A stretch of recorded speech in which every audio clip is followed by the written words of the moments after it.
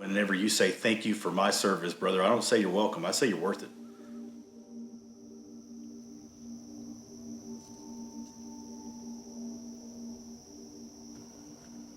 And we decided we were going to do something, to help them and just to say thank you.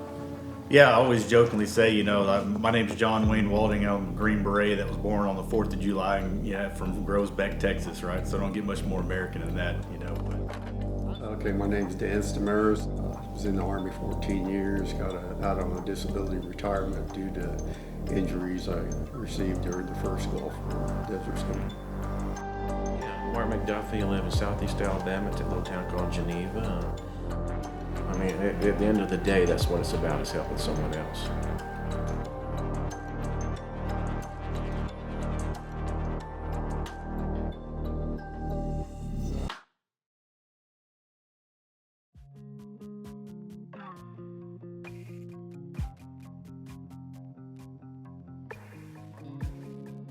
October 16th today. We got a pretty cool deal that we started this morning. First year working with these guys, but it is Jeep Sullivan's Outdoor Adventures, and pretty cool organization. Super proud to be a part of it, but it's a wounded warrior group, and this guy Jeep has put this thing together over the last handful of years. Been doing it quite a while, but we were able to donate a hunt to a group of guys. So we've got 4 veterans here with us, and they've got some pretty cool stories. Just like I said, grateful for the opportunity to give back a little bit here, and excited for everything that's to come this week. Sullivan's Wounded Warrior Outdoor Adventures. The congregation of Hakota Baptist Church raised $12,000 this year for the Bonifay-based ministry. Over the last 12 years, the nonprofit has brought out more than 100 wounded military personnel to enjoy the great outdoors, participating in hunting, fishing, and shooting sports, among many other activities. Jeep Sullivan says the goal is to facilitate healing of the whole soldier, body, soul, and spirit. I grew up in South Florida, in the woods, on airboats and swamp buggies and hog hunting, deer hunting, turkey hunting. But I ended up in trouble, ended up in jail, had a lot of stuff going on in my life I shouldn't have, and God found me there and got my attention sitting in there, and my whole life changed. God did that, and I ended up going into the ministry. I was a Southern Baptist pastor for 24 years and did all kind of stuff, helping people. And hey, Jeep. Yes, sir. You want to say a prayer for us? Yes, sir. Just taking some things down. I think there is no better place, no better time. Lord, thank you for another beautiful sunrise. Thank you for your creation and for the coolness. Not an old humid hot morning where we're all sweating to death. We're all comfortable. We got heaters down in here. Thank you for nice equipment.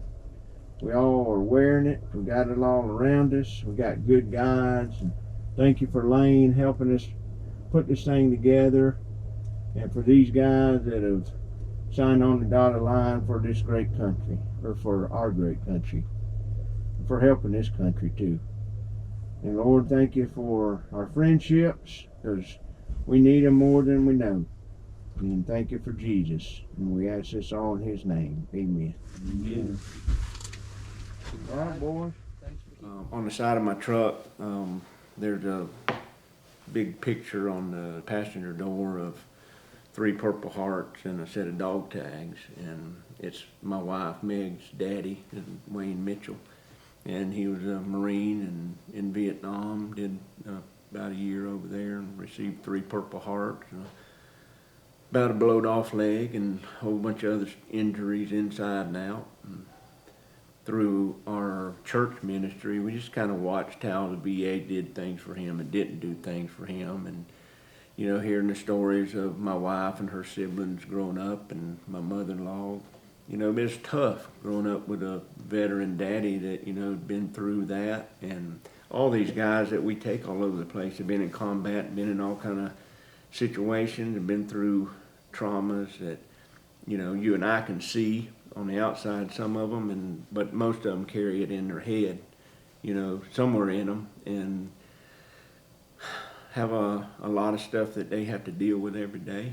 And Meg and I, my wife Meg, we just watched the VA with my dad and watched, how people reacted to his combat, turmoils and things that he had to go through as a man.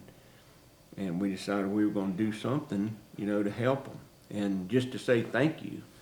I don't have any veteran family members. What I remember of all my family, they were alcoholics and in trouble all the time.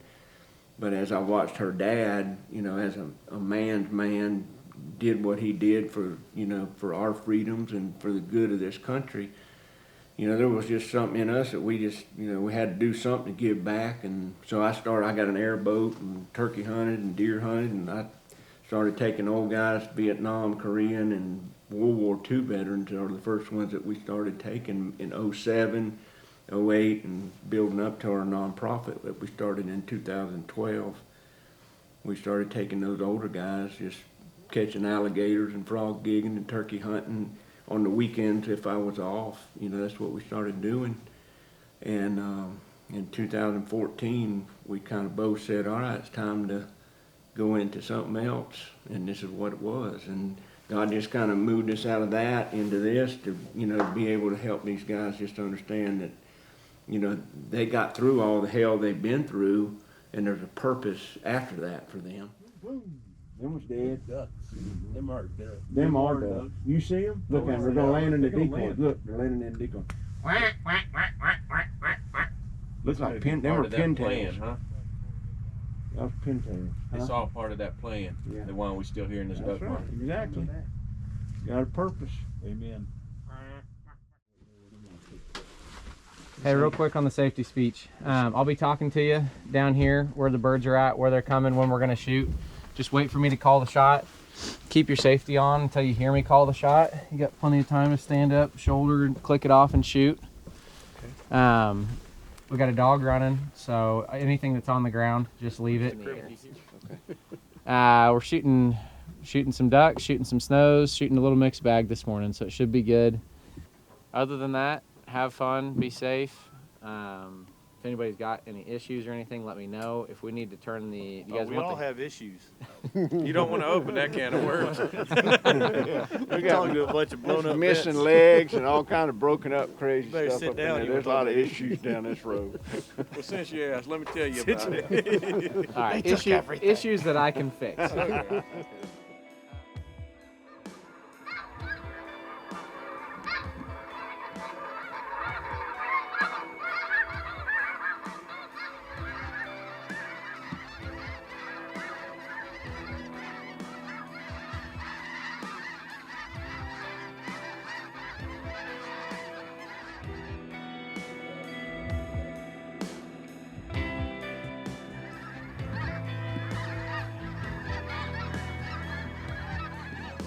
Two on the right, three on the left. Get ready.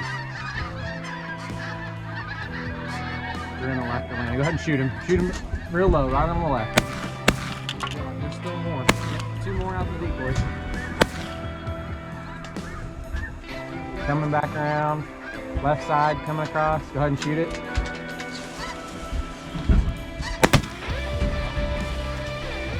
Okay, that's good. Cool.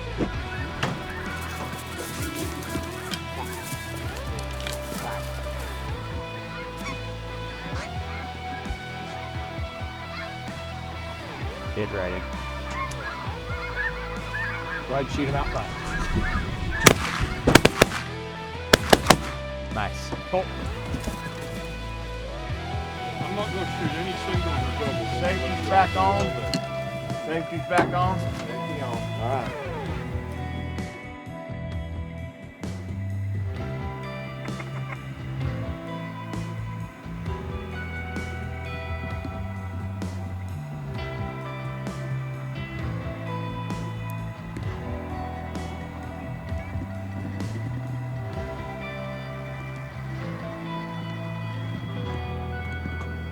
Go ahead and shoot him right there.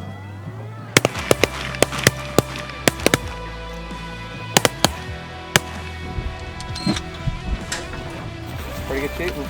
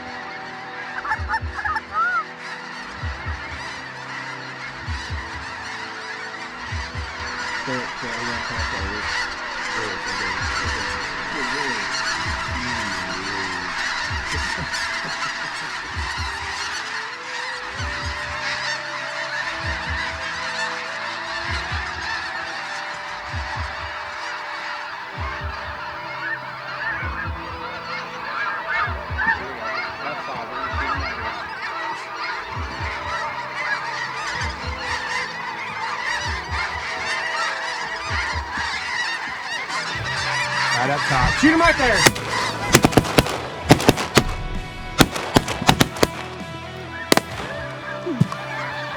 Okay, reload. They're gonna come back. Pin 'em.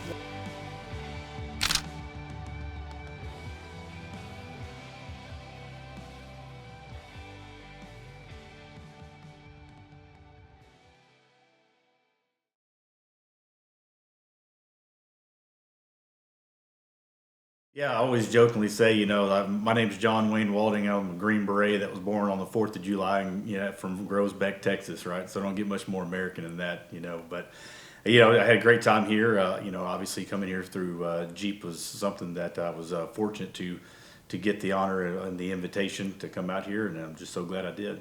I was in the service for about 12 years, and majority of that was over at Fort Bragg, doing some stuff over there. But I'd spent majority of my adult life doing what I love and being fortunate to serve in a capacity very few get the opportunity to serve, and just so grateful for it. Mark McDuffie. I live in southeast Alabama at a little town called Geneva.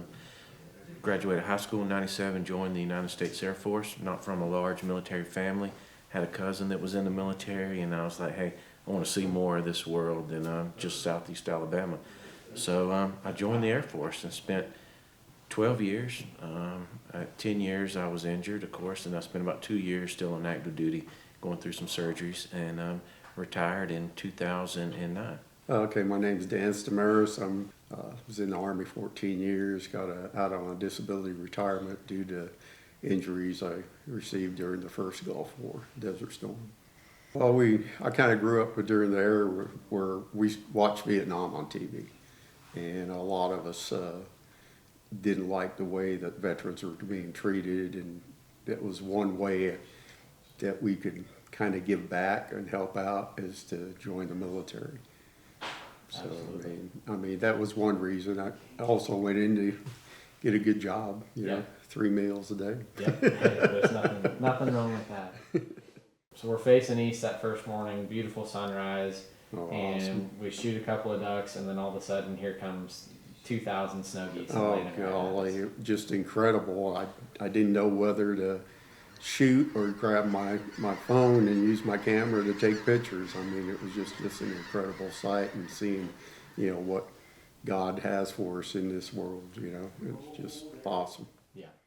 And meeting Jeep and being involved with this organization has just been, I mean, it's important. It's a godsend. I mean, it helps me personally because I meet other veterans that have been through not the same thing, but similar things, and it's just like a brotherhood, even though, you know, we may never even met each other before, and we get together in a setting like this, and it's like they're your brothers that you had never met before, and you can converse with them easily, and it's just a good time all around, both out in the field hunting and back here in the lodge, both.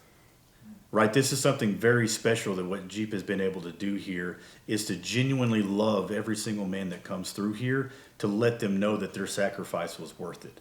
And not everyone does that, right? Everyone will throw a rock concert and sell T-shirts and say, hey, we help wounded guys, or, you know, that's something they can tell at a cocktail party. Oh, we're helping these wounded guys by doing this. So no, he puts his money where his mouth is, and he does what he does, and he says what he's going to do, and that's special. And for these guys to, you know, when they get that invitation, to know that this is not some normal invitation. This is something special that they need to recognize.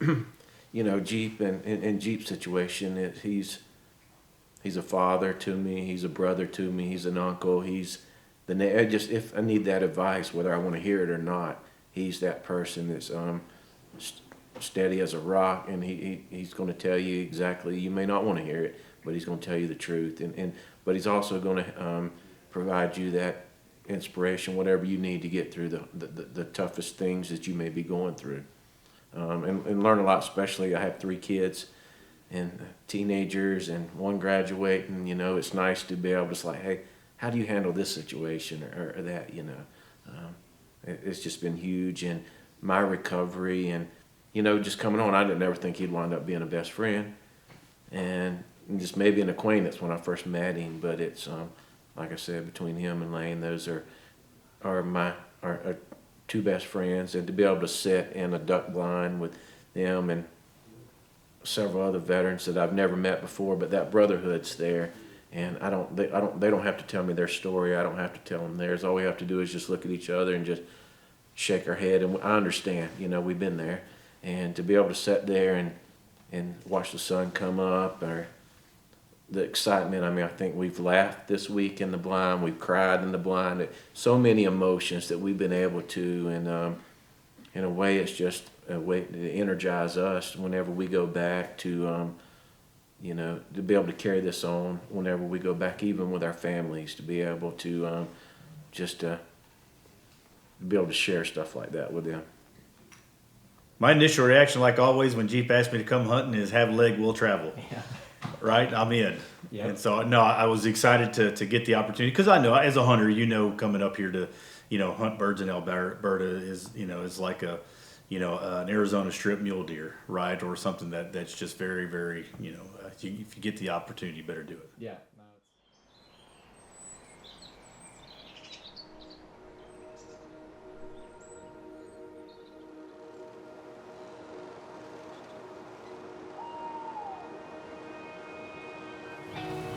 Middle of October, hunting a pea field that they disc pretty good, but there's still a ton of peas in it. Birds have been in here for probably 4 days now. Good wind. Side shooting them this morning because it's a little stronger than normal. But these guys last morning, Wounded Warrior Group, good bunch of guys. They're a lot of fun to have around. It should be pretty good, and hopefully shoot a limit quick.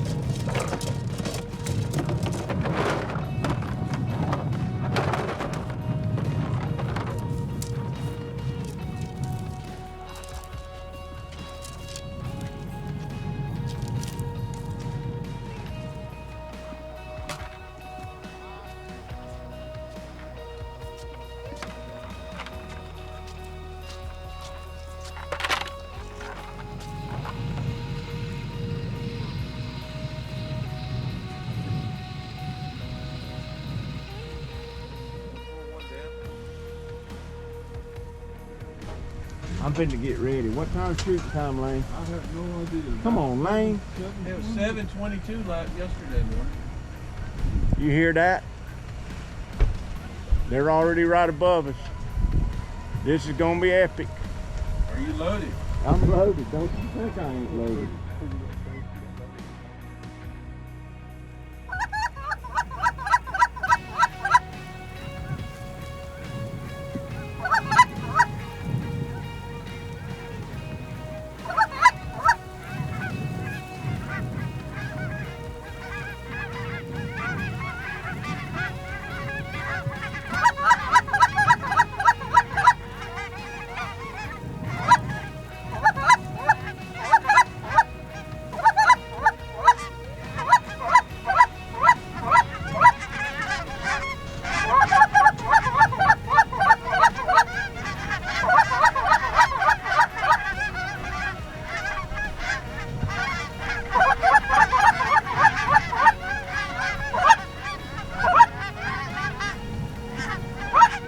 Shoot that one straight up. Shoot him. Hit him. Back. No.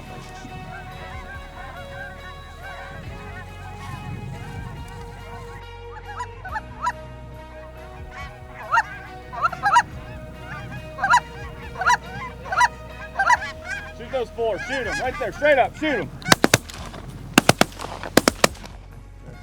Get them out of here. Back. Well, it's only supposed to be, whatever, Celsius for the highest.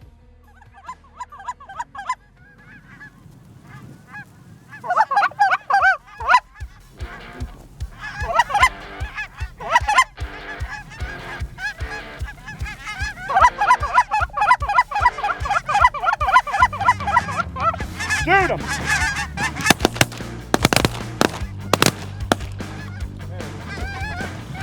Back!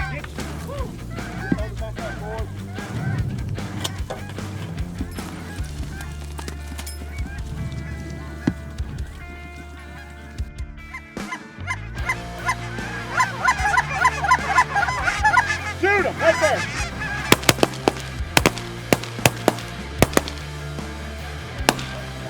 Let's go. Back.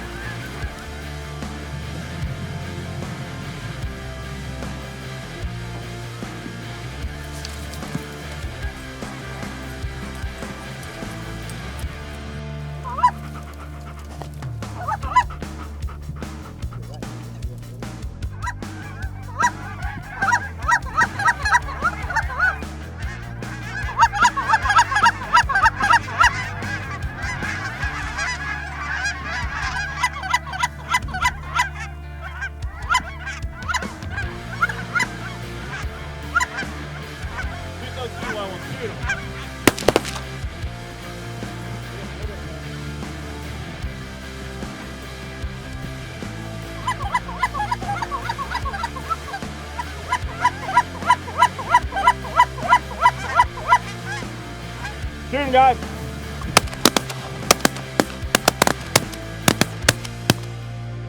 Look out. Good job, baby. Four down over here. Okay. Yeah, I almost waited. Good thing. 1 second too long. That's a good thing. Good. That was a good call, Nate.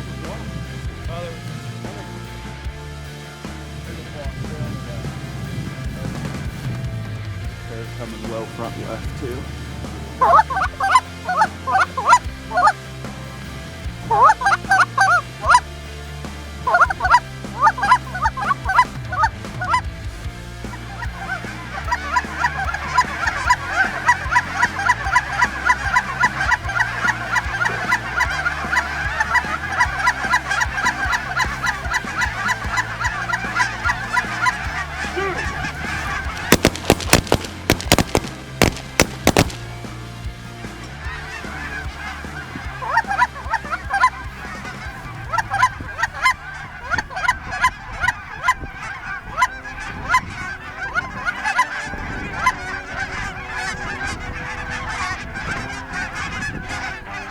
Shoot him.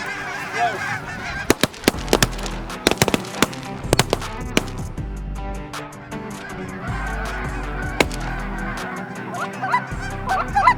Shoot it. Oh, yeah. Back.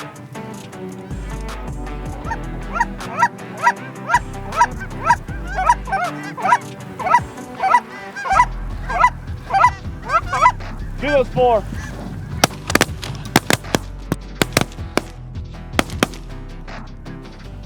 Back.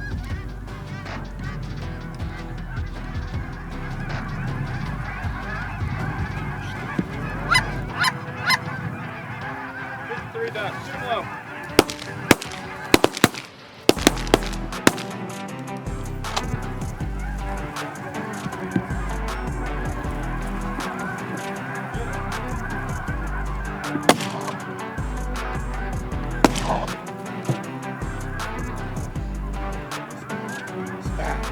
Back.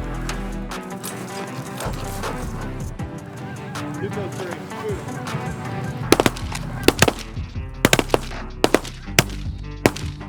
Coming at you. Back.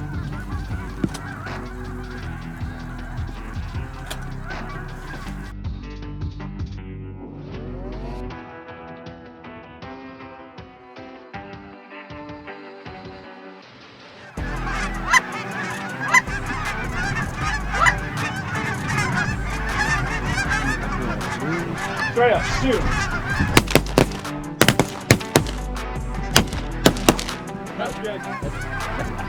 There's a limit. Done? I was wanting my vlog to come in picture perfect. We would have killed 10 out of it. Thank you, Dave. Back. That was awesome. Oh, good job. I'm Good job. bitching that they're not decoying right and we're still done in an hour. Yeah, done in an hour. Woo! Let's go. Don't get better Get than some of that. that. This whole trip up here to come up here and do what we got to do. To me, it's a once in a lifetime thing. I never thought I'd ever see what I saw. I get to do what I've done up here. It's just incredible. I don't know. It's kind of at a loss for words here of describing it. I thought it was great. You know, the other veterans that are here, like I had no idea. I met them in the airport in Edmonton. And when I left here, I'm leaving here with 2 best friends and 3, other veteran friends now that I can reach out to, or if I can help them in any way, or just grows the great people that I try to surround myself with. I try to break the stigma, around the terms wounded warriors or combat wounded. We're combat hardened, right? I think about what we've had to go through. We've come out on top of that. That's something to be proud of, right? That's not a wound that we're this broken, animal that needs to fix its wing, right? Or be healed. Like we're hardened men that's seen the worst in this world, and we're better for it because we understand the God-given, blessing that every single day is, right? And to be able to have Jeep ask us, to come over here, it's that validation for our sacrifice, right? My leg will never grow back, Drew, right? For the rest of my life, my kids will have to deal with an amputee for a father. And for Jeep to understand that, for you to understand that, to let us come up here and experience something that we never would have thought possible, that's that validation for our sacrifice. It says, is all this crap worth it? Well, your gratitude is, makes it worth it. And that's why whenever you say thank you for my service, brother, I don't say you're welcome. I say you're worth it.